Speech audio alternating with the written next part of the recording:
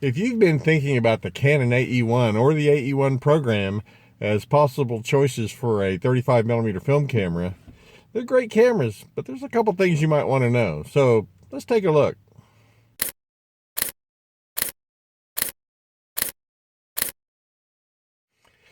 Hey, thanks for joining me.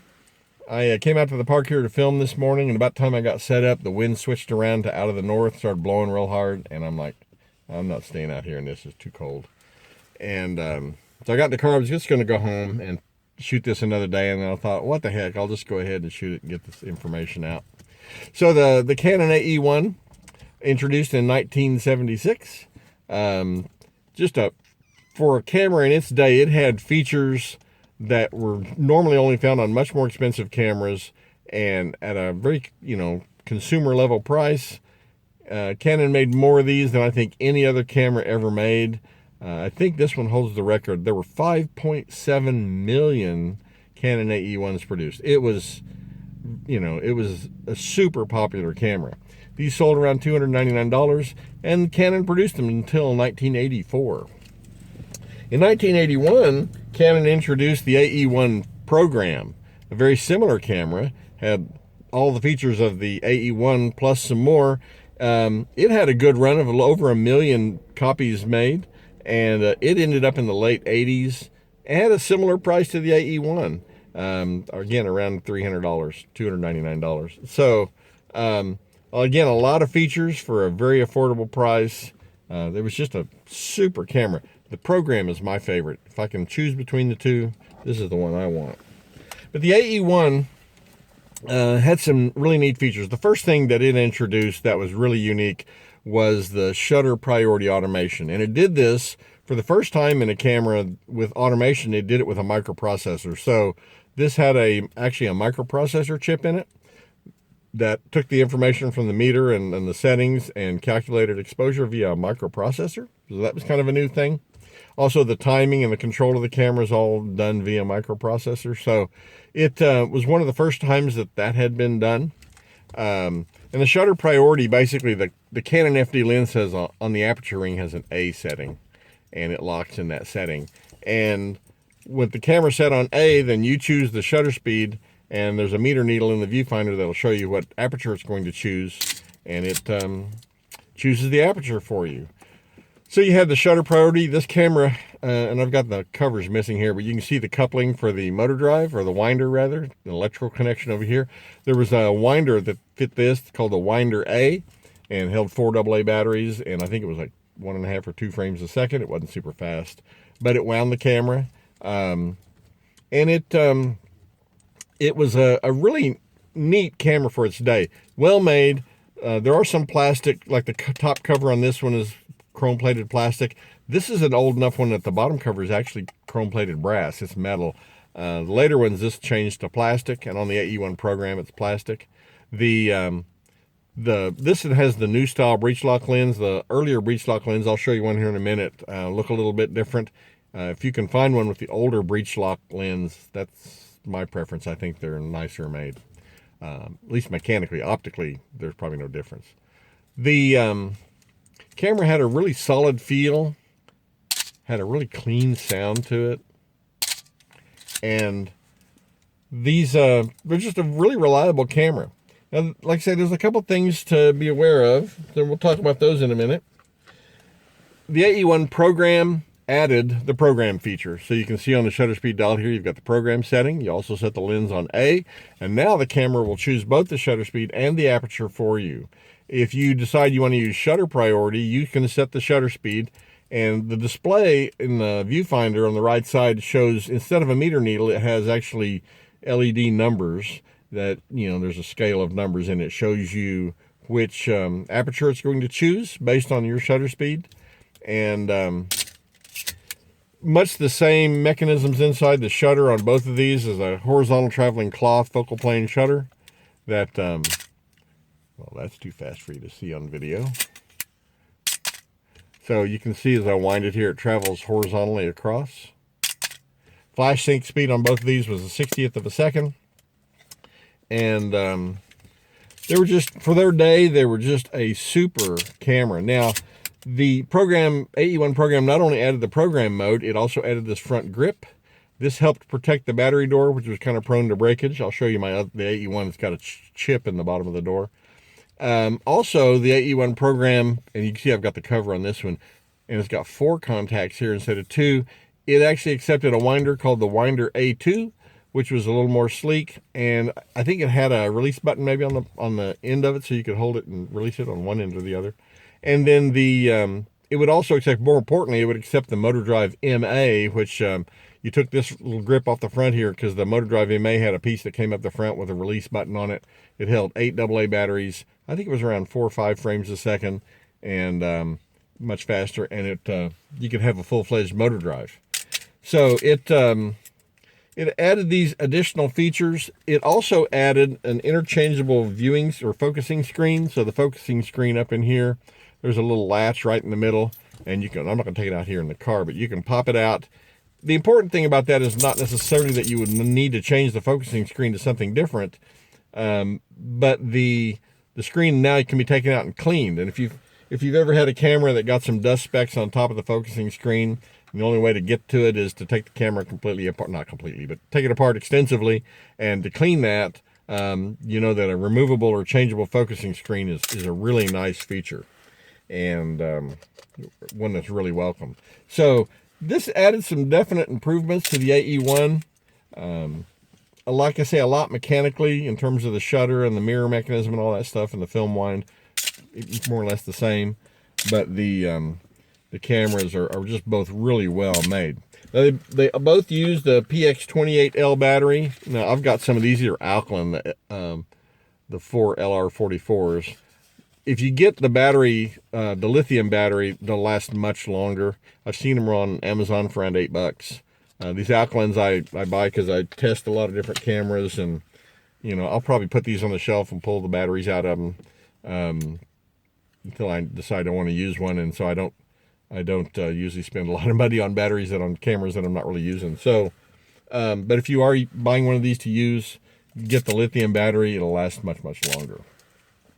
Now, there's some potential issues you want to be aware of, and the big one, the big elephant in the room about A-series Canons, is the Canon squeal. All of the A-series Canons, the AE1, the AE1 program, A1, AT1, AV1, they all will develop eventually the squeal. And what it is the mechanism that controls the speed that the mirror goes up and down.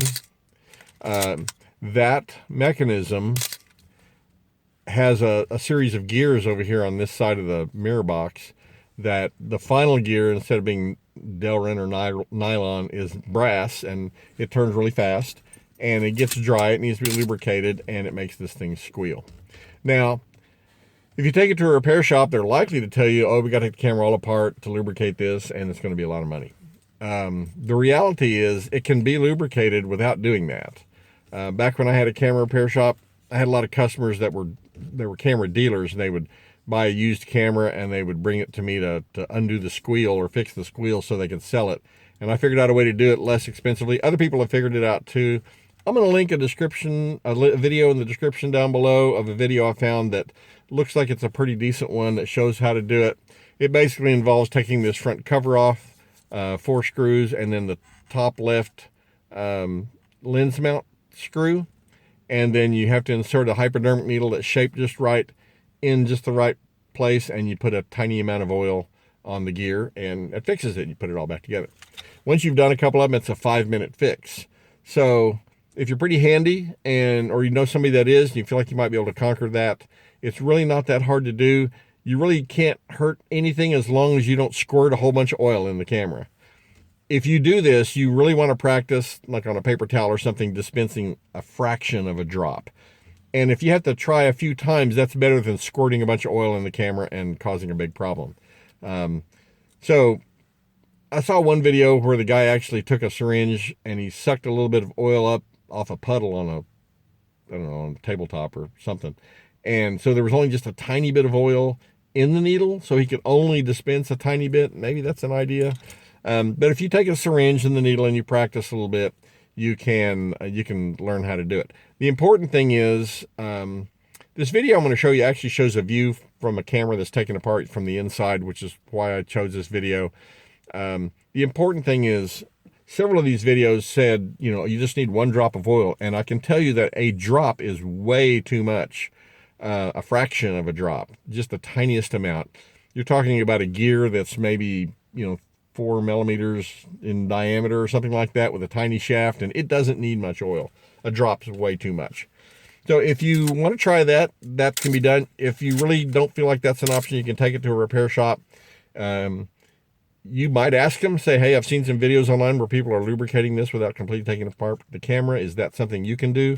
And if they say no and they want to charge you to do a complete CLA, then you have to decide if that's the way you want to go or if you want to try to find some other place to do it.